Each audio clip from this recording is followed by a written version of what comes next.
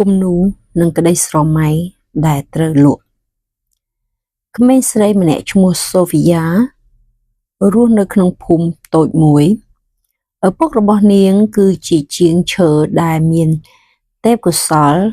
តែម្ដាយរបស់នាងជាស្ត្រីមេផ្ទះដែលសុខចិត្តលះបង់គ្រប់យ៉ាងដើម្បីកូន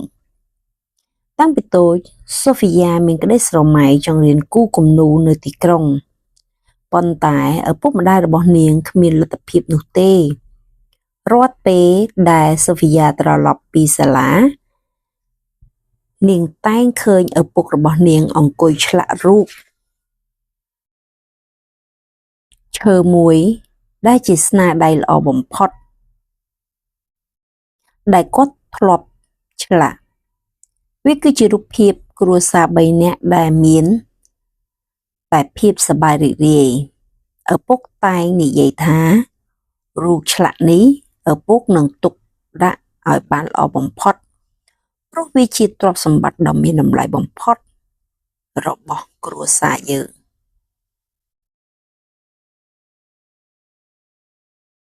សូហ្វីយ៉ាដឹងថា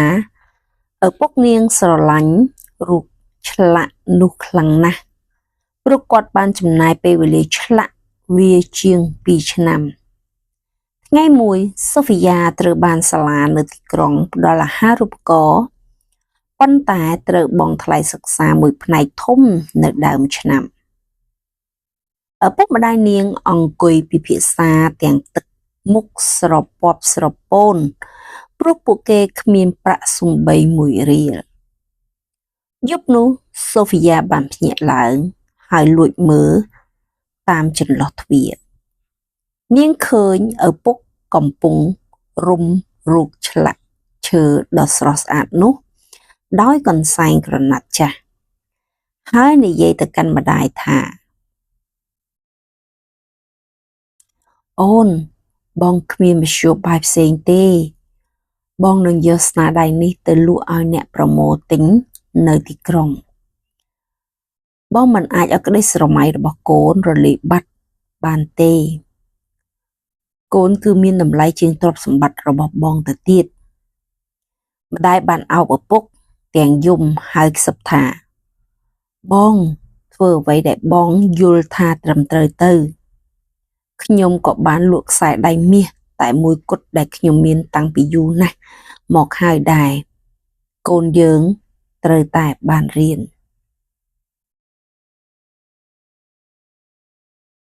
ពេលព្រឹកឡើងឪពុកបានដាក់រូបឆ្លាក់នោះក្នុងកាបូបហើយចេញដំណើរទៅទីក្រុងដោយមិនបាននិយាយអ្វីមួយម៉ាត់ទៅកាន់សូហ្វីយ៉ាឡើយគាត់គ្រាន់តែថើបថ្ងាសកូនហើយប្រាប់ថានឹងត្រឡប់មកវិញឆាប់2ថ្ងៃក្រោយមកឪពុកត្រឡប់មកវិញទាំងទឹកមុខហត់នឿយហើយហុចលុយមួយដុំឲ្យនាងដោយញញឹមសូហ្វីយ៉ាបានទៅរៀនដោយក្តីរីករាយតែនាងក៏មិនដែលឃើញរូបឆ្លាក់នោះទៀតដែរច្រើនឆ្នាំក្រោយមកពេលសូហ្វីយ៉ាជោគជ័យនាងបានទិញផ្ទះធំឲ្យម្ដាយនាងបានសួរឪពុកម្ដងទៀតអំពីគំនូរឆ្លាក់ចាស់នោះឪពុកម្ដាយសម្លឹងមើលគ្នាយ៉ាងកក់ក្ដៅរួចឪពុកឆ្លើយថាកូនអើយគំនូរឆ្លាក់នោះវានៅទីនេះឯងឪពុកចង្អុលទៅជញ្ជាំងតែមិនមែនជារូបឆ្លាក់ទេគឺជារូបគំនូរដែលសូហ្វីយ៉ាគូលើផ្ទាំងក្រណាត់ជាលើកដំបូងរាល់ស្នាដៃរបស់កូនគឺជារូបឆ្លាក់ជីវិតដ៏មានតម្លៃបំផុតសម្រាប់ឪពុកម្ដាយសូហ្វីយ៉ាយំព្រោះនាងដឹងថាការលះបង់ដ៏ធំបំផុតរបស់ឪពុកម្ដាយមិនមែននៅលើអ្វីដែលពួកគាត់ឲ្យនោះទេតែគឺនៅលើអ្វីដែលពួកគាត់សុខចិត្តបាត់បង់អស់មួយជីវិតដើម្បីឲ្យនាងបានសម្រេចក្តីស្រមៃ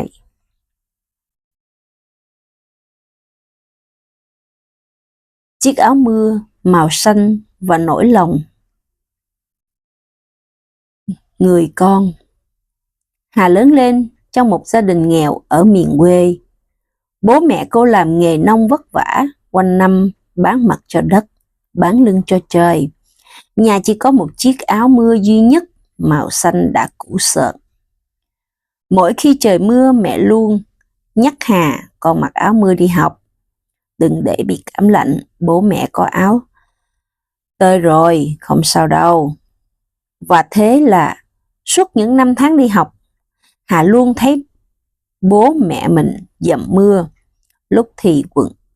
quấn chiếc áo tơi rách, lúc thì che tạm bằng tàu lá chuối, còn chiếc áo mưa xanh luôn nằm gọn trên xe đạp của cô. Hà thắc mắc, sao bố mẹ không dùng áo mưa? Áo tơi mỏng dính thế này, sao đủ che? Bố mẹ chỉ cười hiền, bố mẹ quen rồi con à. Quan trọng là con phải giữ sức khỏe để học cho tốt. Hà tin lời cô, nghĩ bố mẹ mình thật sự dẻo dai và chịu đựng giỏi. Năm Hà lên thành phố học đại học, cô được sống trong ký túc xá. Cô mua rất nhiều đồ mới, quần áo đẹp và đương nhiên là cả một chiếc áo mưa thời trang cho riêng mình. Cô hiếm khi về thăm nhà. Một ngày mưa bão lớn, Hà nhận được điện thoại từ hàng xóm báo tin. Bố mẹ con bị tai nạn trên đường đi chợ về rồi, đang nằm ở trạm xã.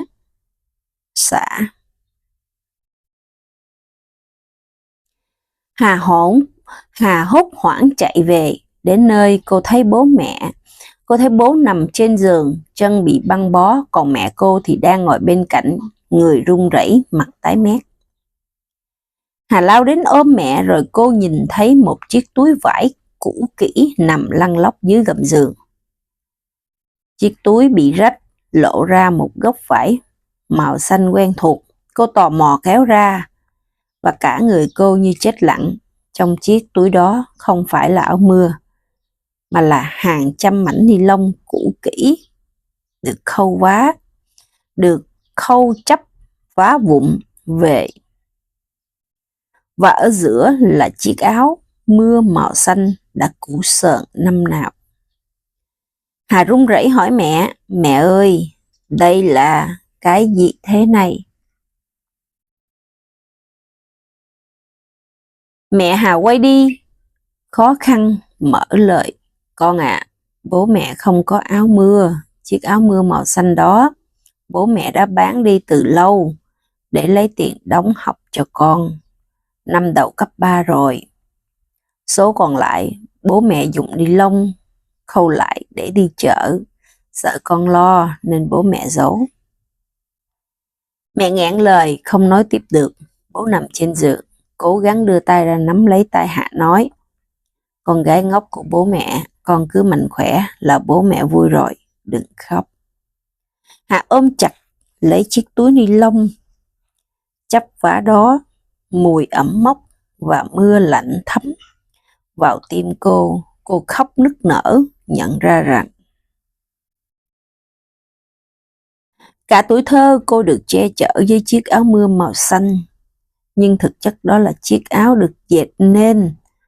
từ sự hy sinh lặng lẽ và những lời nói dối đầy yêu thương của cha mẹ.